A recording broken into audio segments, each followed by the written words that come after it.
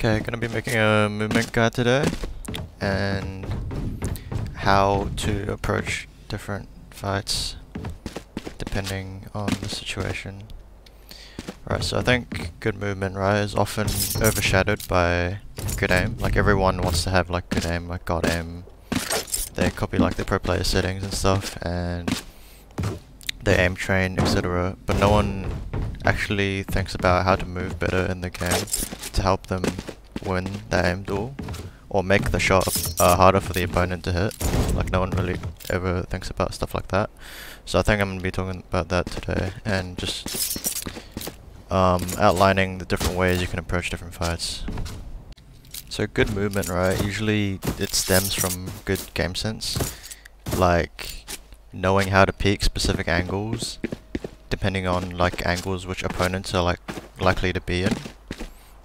I think that's a big part of knowing how to move, when to move, like how to shift walk, when to run, when to wide swing, when to like crouch peek, when to do everything like that is like based off where you think the opponent's gonna be, like how wide they're gonna be holding, how short they're gonna be holding, the angle, like what gun they have, etc. It all plays a factor into effect on how you're gonna move and how you're gonna approach every fight.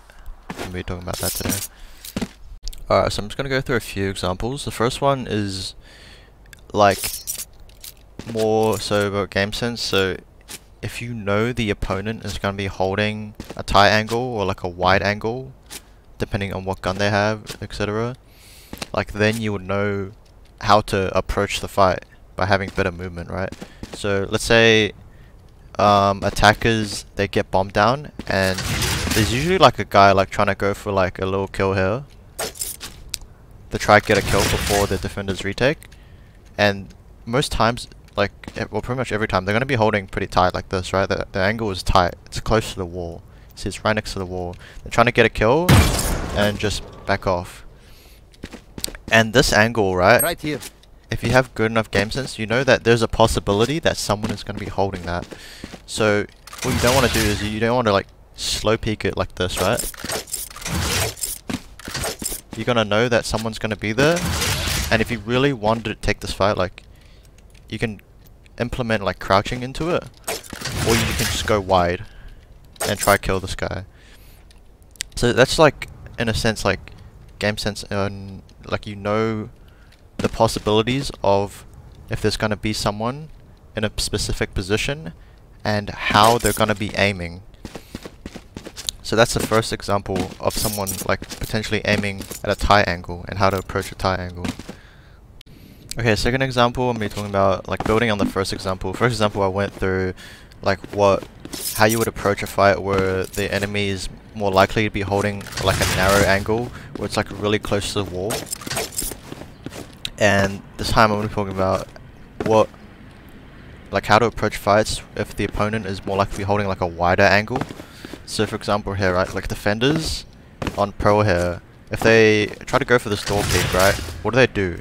They come out and they're going to be holding like a bit wider here, right?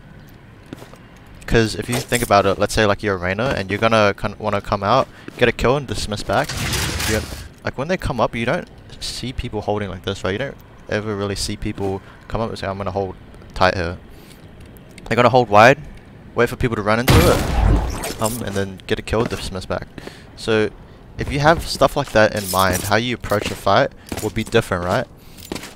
If you think about how to move to make the shot harder for your opponent to hit, to make sure you get advantage, like if you critically like think like that and just think about how opponents can be holding angles, like I guarantee you're going to get a lot more kills. So for example, keeping in mind that the opponent's going to be holding wide, you can do different types of peeks, like coming here and sliding into it, because it's going to be like a short peek. You slide into it, preempt him, and then you can kill him like that.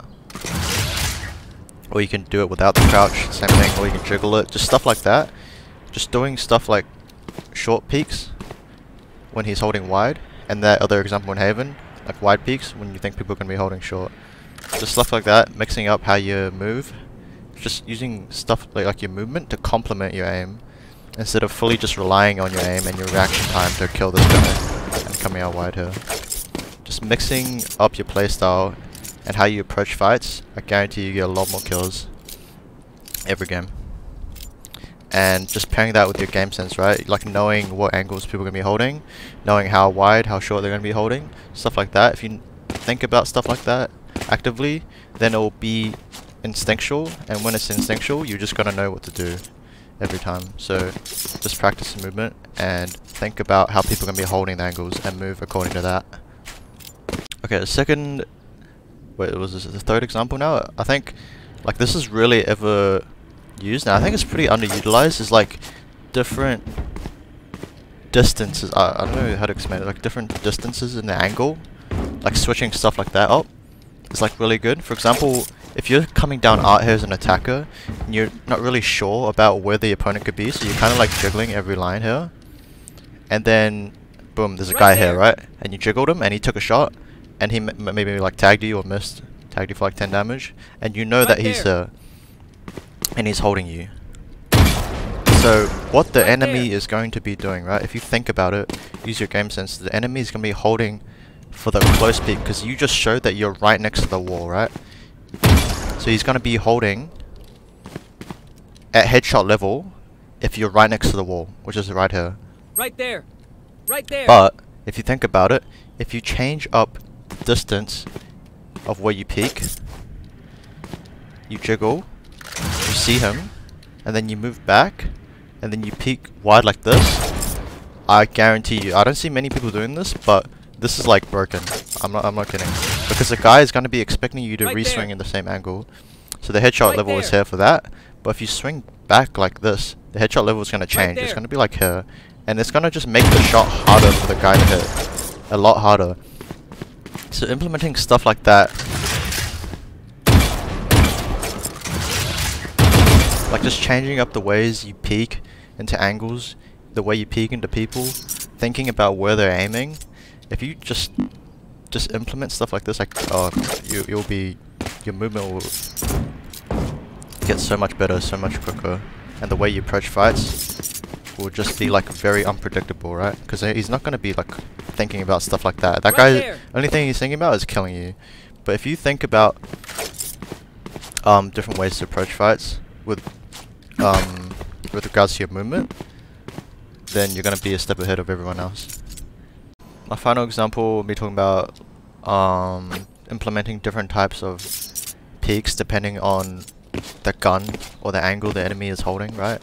So for example, if people are eco, you're going to be peeking them differently compared to if they have a rifle, and it's going to be different compared to if they have an AWP as well, right? So thinking about stuff like that is going to be crucial in helping you just get more kills in general in the game. So if people are eco, the worst case scenario is they're going to have like a deagle, right? And how do people hold lines with deagles? They're going to be holding like wide a lot of times. They're not going to be holding like super tight. If you, for example, you're holding this angle, you're not going to be holding like this. You're probably going to be holding like this in anticipation for like the shift walk, or like wide anticipation for like the wide swing. So, well, depending on the situation, right? So let's say, I don't know, let's say you used a lot of util, they'll probably be holding wide because you've already shown that you're there, and you probably would wide swing this compared to shift walk. But if he's holding, if this whole link part is quiet, you'd probably be holding for the shift walk in anticipation for like a lurk. So it's different based off every scenario, but like when you're approaching deagles and stuff, you really want to like just wide swing and try to out aim him or out react him, because that's how deagles get kills, right? They just out aim, out react you based off crosshair placement. So just mixing stuff like different types of movements would like really make the shot harder for the enemy to hit, and it will just put you in such a big advantage. So let's say you put a lot of util here as attackers, and you're coming to take connector here, right?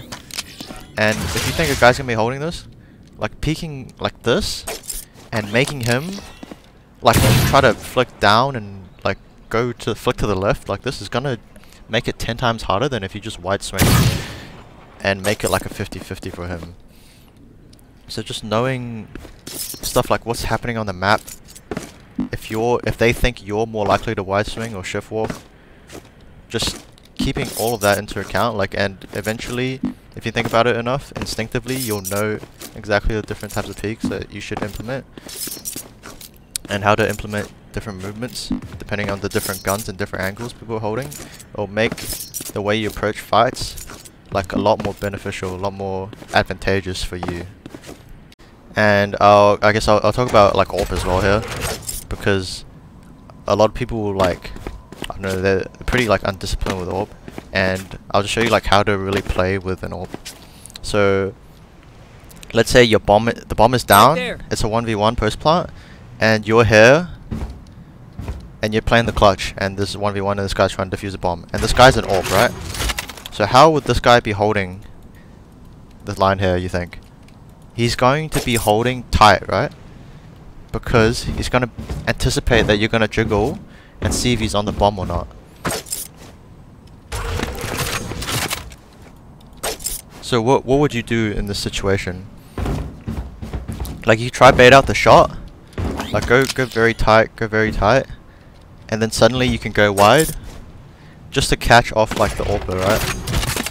So if you jump speaking left, you'd be like, okay, I don't know where to aim at. He's gonna aim very tight all the time to try kill you jiggling. And once you jiggle enough and you think he's gonna be holding for the jiggle, then you can go wide and then make the shot like really hard for him to hit. For example, you jiggle left, you jiggle right, and then he doesn't know where you're going, and then you suddenly go super wide. Just keeping like variance in your movement, just making it unpredictable in how you approach a fight, just making the shot harder for the opponents to hit, and just play with the opponent is, like, I think really underrated. Okay, so in summary, yeah, you need to have good aim, but that's like the 50%, and good movement is like the other 50%. They're like complements to good aim. That's why like a lot of people like in Ascendant and stuff, like they have really good aim, like Radiant level aim, but they can't get out of like Ascendant.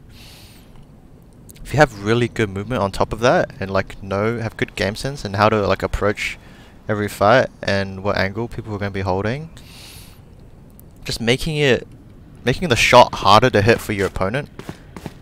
So let's just say, for example, like you have the same aim as this guy that's holding the line. You're both like, let's say, like the same level of aim.